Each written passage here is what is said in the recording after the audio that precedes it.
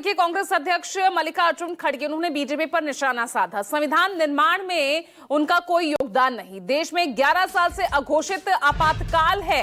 लोगों को भाषण नहीं राशन चाहिए, इस तरह से निशाना साधते नजर आए मल्लिकार्जुन खड़गे। नाकामी छिपाने के लिए नाटक कर रहे हैं। तो देखिए, आपातकाल के 50 साल पूरा होने के मौके पर जिस तरह से बीजेपी इसे संविधान हत्या दिवस के तौर पर इसको लेकर कार्यक्रम कर रही है, उसी को लेकर निशाना साधते नजर आए मल्लिकार्जुन खड़गे। है ये जो संकट में है, आपके वजह से है, किसी और के वजह से नहीं। आप ही संविधान को संकट में डाले हैं, आपको देश को बर्बाद कर रहे हैं। और फ्रीडम ऑफ एक्सप्रेशन है, कोई अच्छी बात करता है या कोई अपनी सलाह देता है, देश के हित में अगर पत्रकार बात करता है, देश के हित में अगर कोई लीडर बात करता है, तो कभी भी वो सहन नहीं किए। फ्रीडम ऑफ एक्सप्रेशन कहाँ है? फ्रीडम ऑफ मूवमेंट कहाँ है?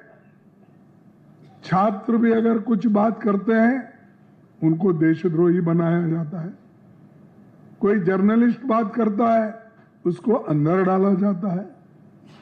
कोई चैनल, कोई पत्रिका कोई लेख लिखता है देश को सुधारने के बारे में या उनके गलतियां जो हो रहे हैं वो तो बताता है, उसको भी वो स्वीकार नहीं।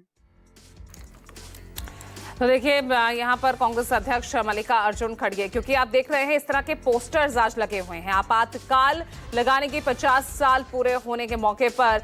क्यों आखिर उन 50 साल पहले की घटना को याद किया जाता है, ये मल्लिकार्जुन खड़गे कह रहे हैं। वो सीधे तौर पर उन्होंने कहा कि देश में पिछले 11 सालों से अघोषित आपातकाल है।